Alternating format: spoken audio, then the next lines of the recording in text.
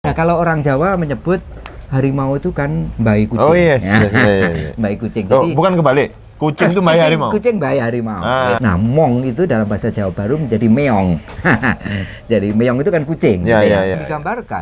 Yang digambarkan dalam hal ini adalah binatang-binatang yang memang binatang buas ya, yang berupa kutukan. Jika masuk ke dalam hutan, dia akan dimakan oleh mong. Membinasakan bahaya ya, tanpa harus menghabisi binatang yang membahayakan itu.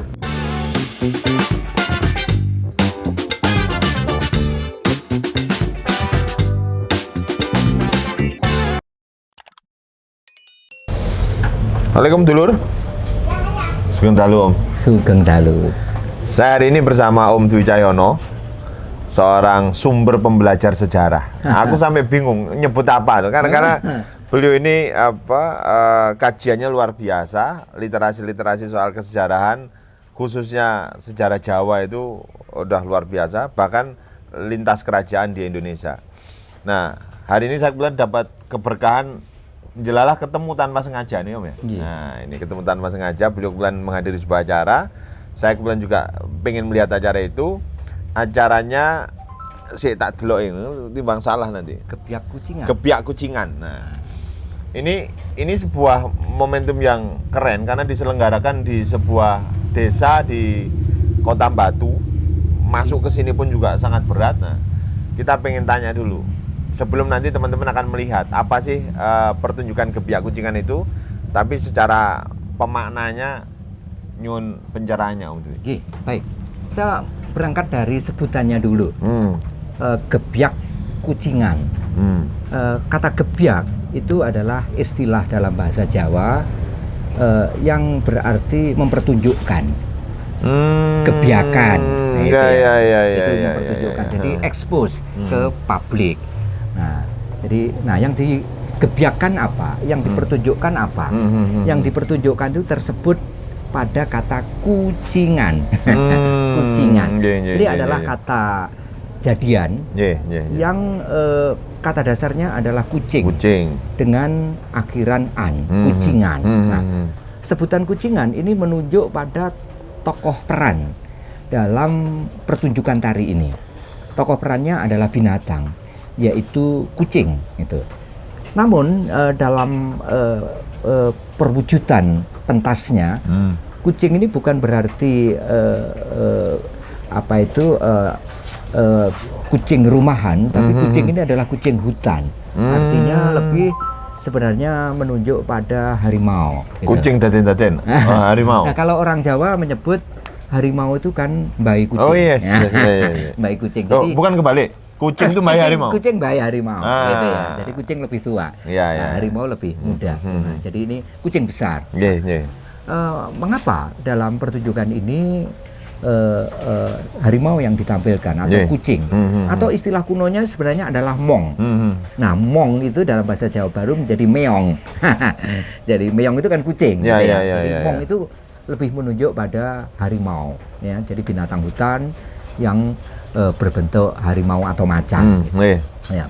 Atau tarian yang lain ada tarian macanan dan sebagainya. Sehingga tarian ini sebenarnya masuk pada kategori animal dance, ya, tarian binatang. Nah, pada seni pertunjukan jaranan memang ada kombinasi antara dua tarian.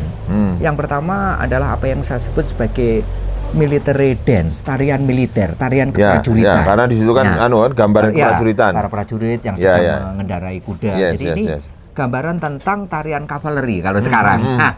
Jadi ini mestinya teman-teman kavaleri punya seni pertunjukan ini karena khusus. Ini sesuai dengan kita usulkan ke Panglima ini 1000 jaranan tapi menunjukkan 1000 kavaleri. Keren. Kavaleri. Jadi ini kavaleri dance itu ya, tarian kavaleri, military dance. Nah, military dance ini kemudian dipadu dengan animal dance, tarian binatang. Oleh karena itu dalam tarian jaranan itu tampil sejumlah binatang sebagai tokoh peran. Salah satu binatang itu tentu adalah kudanya yang dinaiki yang dinaiki oleh militer yang mengendarai kuda. Jadi ini sekaligus tarian kuda tapi juga tarian penunggang kuda. Nah, jadi penunggang kuda itu sekaligus menjadi kuda karena kakinya kuda itu ya kakinya. Nah, itu. Ya. Nah, jadi ini adalah tarian kuda karena itu seringkali juga disebut tarian kuda-kudaan karena itu menggambarkan seseorang atau sejumlah orang yang sedang mengendarai kuda untuk melakukan semacam defile gitu ya. Turun ke daerah gitu. Apa ini punya sumber khusus, Om? Jadi misalkan kalau kita bicara soal reog kan kemudian ada betul. Kisahnya. Nah, ini terkait dengan gebiak kucingan ini apa menarasikan sebuah latar belakang sejarah tersendiri atau gimana? Betul. Ini memang ada kisah yang settingnya. Nah ini setting ceritanya. Jadi historical settingnya itu memang dari Kerajaan Kadiri ya. Jadi ketika Kerajaan Kadiri itu melakukan kunjungan ke daerah. Khususnya di Lodaya. Lodaya itu istilah kuno yang sekarang menjadi Ludoyo Blitar. Ya. Nah, dalam perjalanan dari ibu kota kerajaan di Kadiri itu, yang ibu kotanya adalah di Daha itu, menuju ke Lodaya kan melewati areal hutan. Areal hutan, terutama hutan yang ada di lereng utara Gunung Kapur Selatan itu. Di areal hutan inilah terdapat banyak binatang buas. Nah, karena itu tampillah beberapa handicap ya. Jadi handicap itu adalah binatang-binatang buas yang menjadi penghalang perjalanan. Nah, ada naga besar ya, yang ini kemudian digambarkan dengan barongan, caplokan. Nah, itu ya. Kemudian juga ada babi hutan yang kemudian kita sebut sebagai kucingan. Ada penari kucingan gitu ya. Kok kucingan, maaf. Celengan yang dinarasikan Patih siapa itu? Celengan. Nah, kemudian satu lagi harimau itu yang kucingan. Tapi ada satu lagi sebenarnya yang dulu dihadirkan tapi sekarang sudah jarang. Itu adalah tarian yang menggambarkan anjing. Jadi paling ini sudah jarang. Jadi dulu ada asu ya, pemain asu-asuan, ason gitu ya. Nah ini yang sudah jarang. Yang sering kali ditampilkan itu adalah barongan yang menggambarkan ular besar, naga, kemudian kucingan yang menggambarkan harimau gitu ya. Kemudian satu lagi, kemudian ada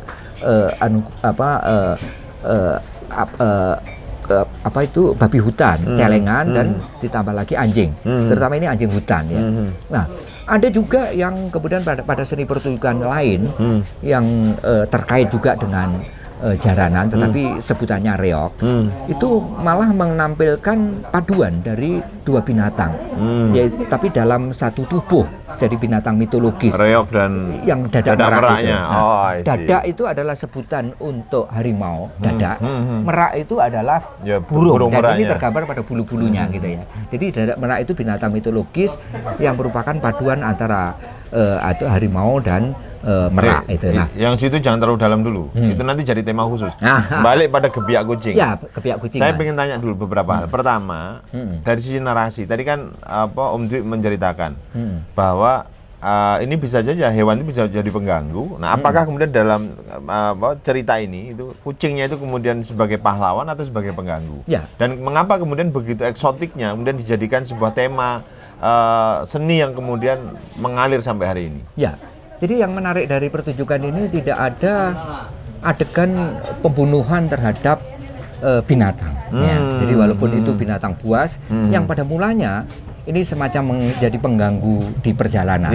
Tapi tidak diakhiri dengan adegan untuk membunuh binatang buas itu. Karena itu dalam seni pertunjukan jaranan tidak ada gambaran tentang kematian dari barongan misalnya, naga. Tidak ada kematian dari celeng. Bahkan celeng pun tidak mati kan waktu itu. Dia walaupun mengganggu terus, mengganggu pasukan itu kan. Mengganggu pasukan. Jadi di sini yang digambarkan adalah bagaimana kesikapan, kesikapan dari prajurit itu ketika menghadapi binatang buas. Karena pada masa lalu justru menghadapi binatang buas itu masuk pada olah keprajuritan. Jadi kalau dulu orang meningkatkan kehandalan dalam berolah keprajuritan, itu antara lain juga digambarkan dalam bentuk menghadapi binatang buas. Nah ini. Dan bahkan kalau menganut mitologi misalkan, walaupun ini agak nyimpang ya soal tadi cerita soal dadak dan merak itu dijadikan simbol. Jadi justru hewan itu kemudian dijadikan simbol kisah-kisah yang kemudian beredar di masyarakat. Betul. Jadi memang di balik para tokoh itu ada juga narasi-narasi mitologisnya ya. Nah di dalam narasi mitologis itu ada pesan-pesan simbolik. Ini artinya apa? Artinya bahwa dalam satu perjalanan, satu defile, terutama ketika turun ke bawah, itu ada pesan kepada prajurit itu mesti sigap. Ya. Karena banyak kemungkinan yang akan terjadi. Panggoda itu gitu pasti ya. banyak lah. Ya, jadi ya kuda itu bisa macam-macam. Salah satu kuda itu adalah kuda dari binatang-binatang buas ketika harus melalui hutan. Jadi yang menarik perhatian kita pada pertunjukan ini tidak ada adegan yang membinasakan binatang. Ya.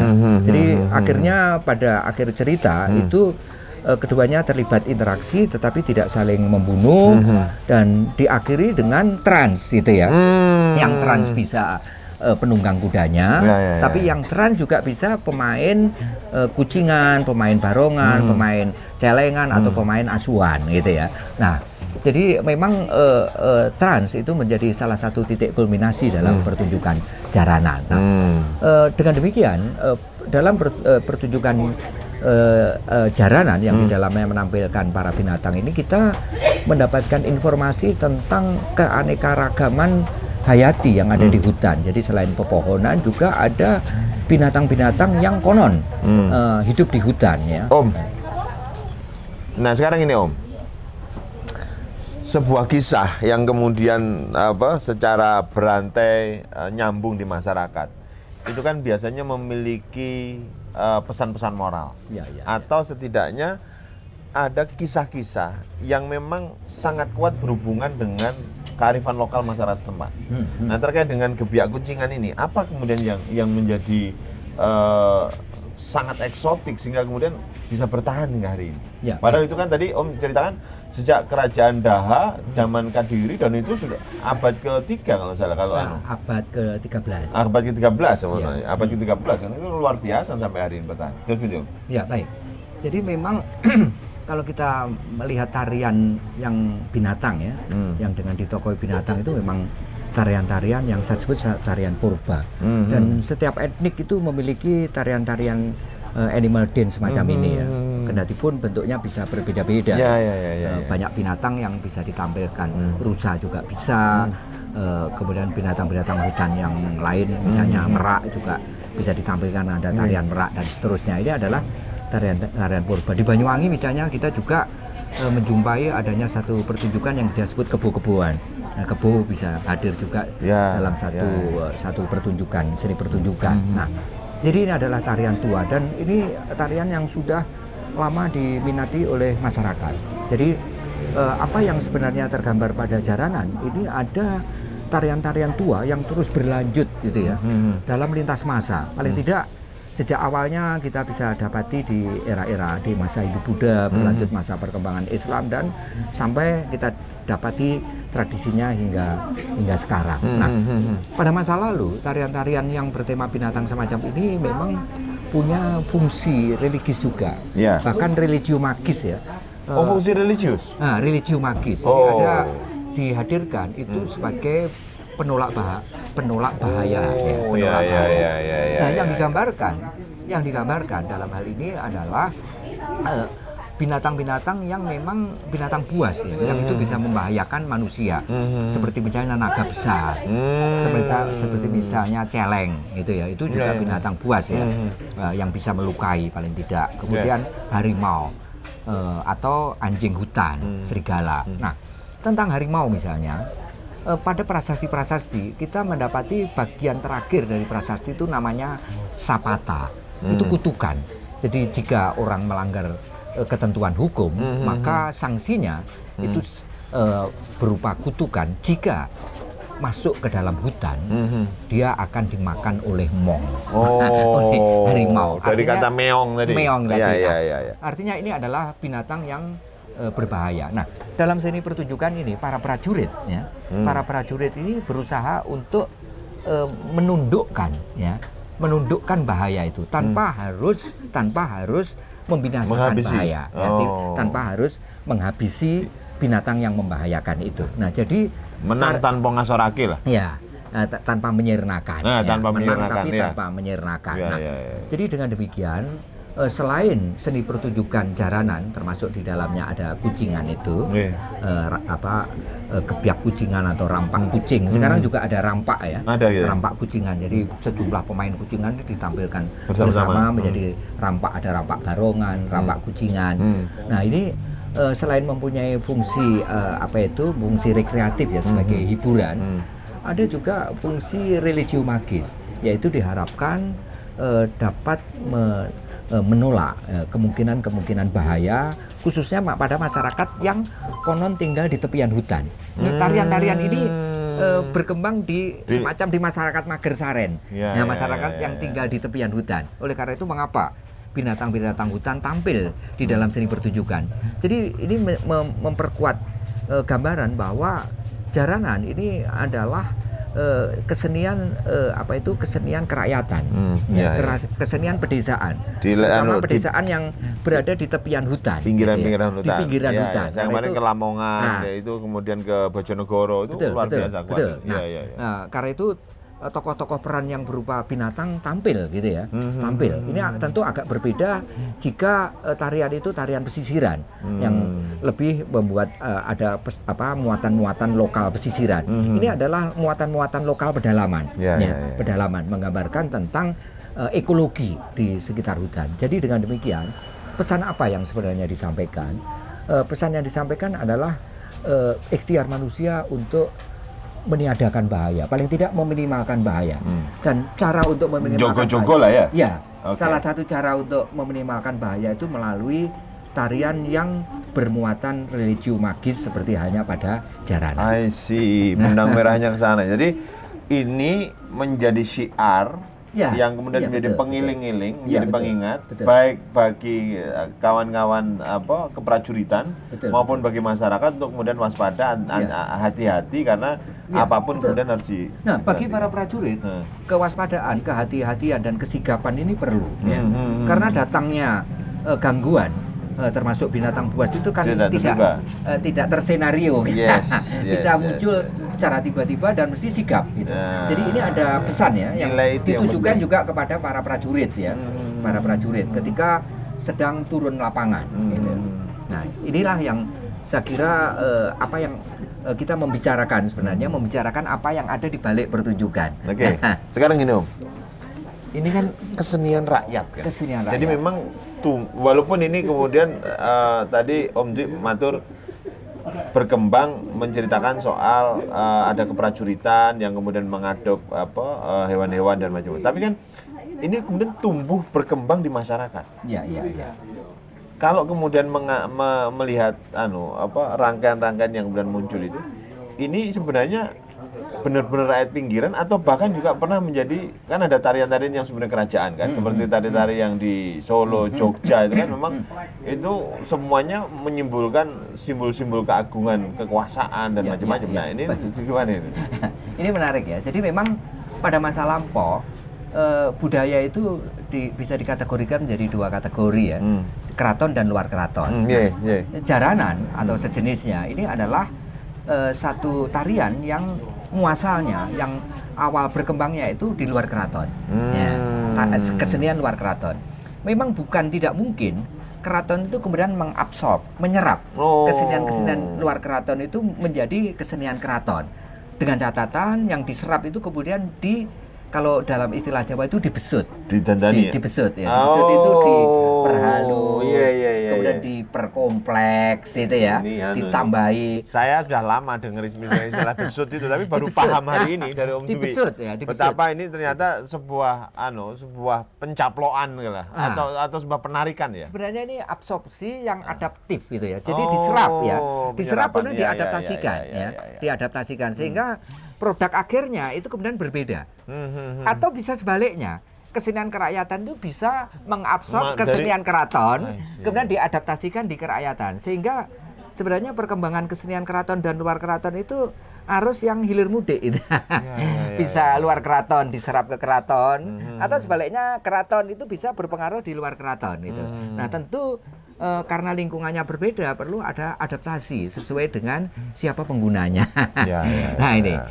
Ini artinya di dalam kesenian pun itu kemudian tidak lepas dari unsur motif-motif tadi ya. Siapa penggunanya, kegunanya, manfaatnya untuk apa dan motifnya. Satu pesan yang penting di sini bahwa kesenian itu bisa datang dari manapun ya. Kalau di keraton, luar keraton itu bisa datang dari keraton, bisa datang luar keraton, atau bisa saja datang dari manca, ya, mancanegara misalnya. Dan itu tak terelakkan untuk tidak ditolak ya, jadi bisa masuk. Yang penting bukan mesti harus ditolak. Kalaupun kemudian masuk, itu yang paling utama itu bagaimana yang masuk itu diadaptasikan sesuai dengan konteksnya, ya, sesuai dengan konteksnya. Jadi kesenian itu menjadi kontekstual. Nah, justru mengapa kesenian seperti jaranan ini kemudian bisa langgeng karena kontekstual. Itu sesuai dengan konteksnya. Kalau tidak sesuai dengan konteksnya, udah ditinggalkan. Dia akan pasti akan rakyat pasti tidak akan ngapain. Tetapi ini ternyata teruri-uri sampai hari ini. Artinya ini memang sesuatu yang cocok, rakyat kemudian mengapresiasi dan rakyat bahagia dengan happy. Keren. Seni pertunjukan seperti jaranan ini menarik ya. Menariknya apa? Menariknya ini yang kalau ada istilah yang sempat nyeletuk beberapa waktu lalu, ini semacam ngeri-ngeri sedap itu ya. Jadi melihat pertunjukan jaranan itu ada aspek ngerinya, terutama ketika permainnya itu trans gitu ya. Tapi orang bukan berarti terus kemudian meninggalkan gelanggang. Jadi pergerakan penonton itu bisa maju dan mundur gitu ya. Jadi kalau mendekat gitu ya. Kalau ini kemudian bereaksi itu dia lari mundur, kita mendekat lagi. Jadi arena itu dinamik gitu ya. Betul. Penonton itu tidak ada garis batas yang jelas. Oleh karena itu mohon maaf ya, ketika kemudian seni pertunjukan itu dipanggungkan, main di panggung, batas pentasnya itu menjadi terbatas jadi panggung itu. Padahal kalau itu stage-nya itu di tanah lapang begitu, dia bisa melar mingkup gini. Dinamikanya antara pemain dan penonton itu tergarap. Inilah pentingnya sebuah pertunjukan itu memahami karakternya. Karena kalau kemudian dipanggungkan, dia kehilangan esensinya kan. Kehilangan kebersamaannya, interaktifnya itu menjadi kurang. Mungkin performingnya, pertunjukannya, nah itu jadi lebih kemenarikan tarinya dan sebagainya. Tapi interaktifnya itu kemudian menjadi berkurang. Kalau kita bandingkan stage-nya itu tidak di panggung ya, tidak di atas dibuatkan raging dan seterusnya kemudian di panggung, tapi di arena. Ini kan pertunjukan arena. Pertunjukan arena. Ya monggo. Ini kan pilihan-pilihan apakah kesenian semacam itu tetap ditempatkan sebagai pertunjukan arena atau pertunjukan panggungan. Tentu ada plus minusnya. Siap. Ya, tema ini saya kira cukup sekian karena akan ada tema yang lebih dasar setelah ini. Kita diskusi soal Mojopahit habis itu. Wah, itu saya kira keren. Itu legenda dunia karena saya kemencer soal itu. Nah, kawan-kawan sekalian, ini tadi mengupas soal bagaimana gebiak kucingan itu kemudian memiliki nilai arti dan ternyata sejarah peradaban yang begitu panjang. Sebuah seni itu bisa bertahan di masyarakat itu tentu karena dia membahagiakan. Rakyat bisa menerima, dan karena rakyat bisa menerima itulah maka kemudian sebuah seni budaya itu kemudian menjadi lestari. Dan ini saya kira menjadi saksi malam ini akan kita tonton. Jangan lupa ya untuk like, komen, dan juga subscribe channel YouTube-nya Basuki Biru. Bye!